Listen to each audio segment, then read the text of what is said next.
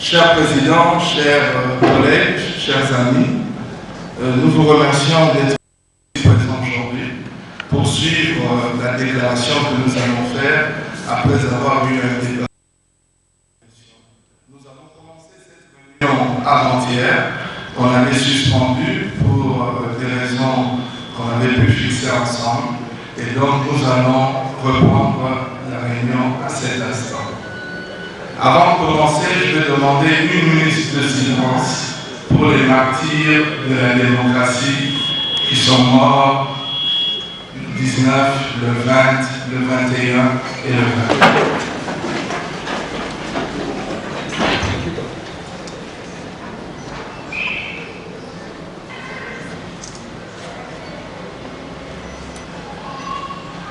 Voilà, après le débat et délibération du GEF donc, nous avons adopté un texte, une déclaration que je vais me faire le plaisir de vous lire.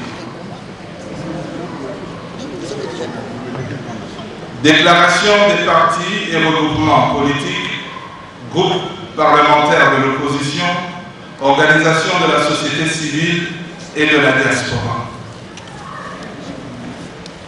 Les partis et regroupements politiques, groupes parlementaires de l'opposition, organisations de la société civile et de la diaspora, réunis ce mardi 27 janvier 2015 pour faire le bilan des actions menées du 12 au 24 janvier dans la ville de Kinshasa et sur toute l'étendue de la République autour de l'adoption de la loi électorale, l'opinion nationale et internationale de ce qui suit. 1.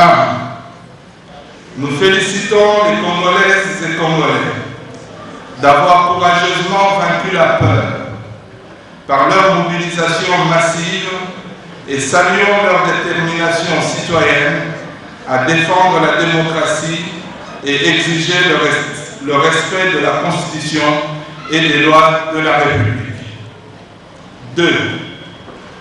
Nous déplorons les morts et les nombreux blessés, tous victimes du pouvoir en place, qui a utilisé la garde républicaine et fait usage des moyens disproportionnés de la police contre les manifestants, alors qu'il aurait pu l'éviter en respectant la Constitution et les lois de la République, notamment le droit des Congolais à manifester.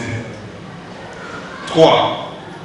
Nous condamnons de ce fait la désacralisation de la vie humaine et la banalisation des morts congolais par le gouvernement et lançons un appel solennel à la population d'identifier et à signaler toutes les victimes, blessées et morts aux fins de faciliter le travail de la commission d'enquête pour identifier et sanctionner les auteurs.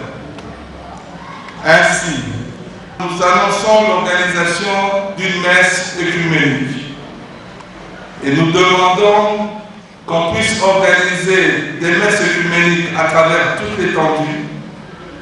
Pour ce qui est de Kinshasa, la messe sera organisée ce vendredi 30 janvier à 15 h à la cathédrale Notre-Dame. 4. Nous prenons acte du retrait sous la pression populaire de l'alinéa 3 de l'article 8 qui conditionnait la tenue des élections à l'organisation du recensement et de l'engagement de toutes les autorités autour du consensus politique d'organiser les élections de 2016 dans le respect des délais constitutionnels. 5.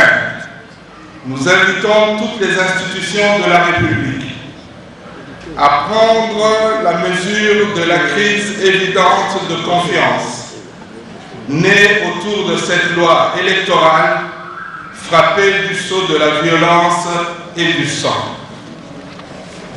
6.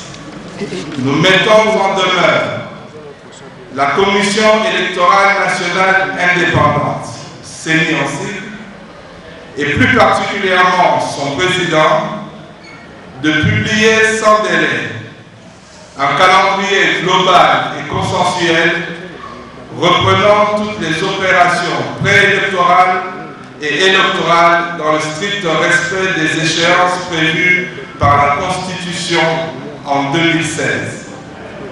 7.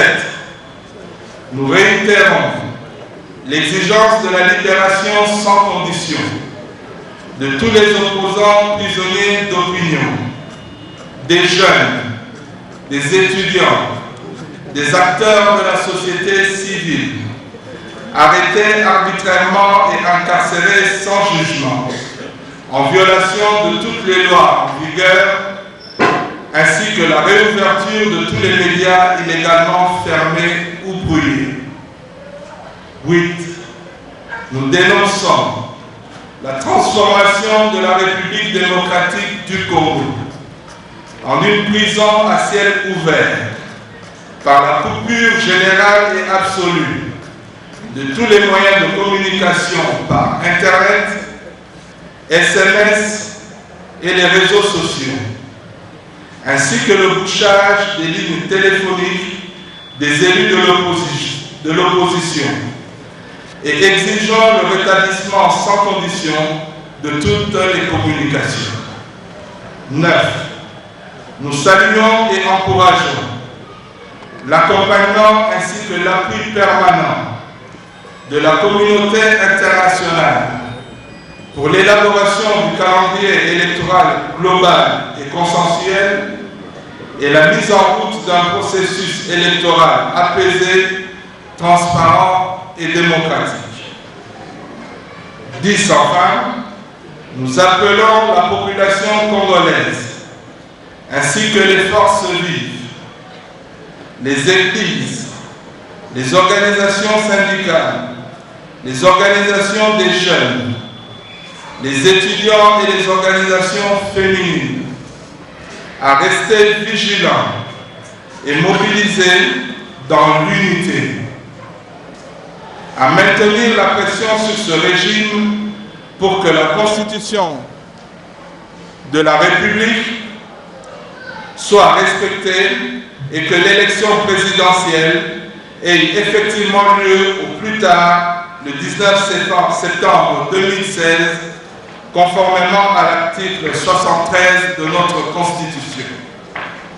À cet effet, les campagnes de sensibilisation seront organisées à travers tout le pays afin de barrer définitivement la route aux velléités des assassins de la démocratie dans notre pays.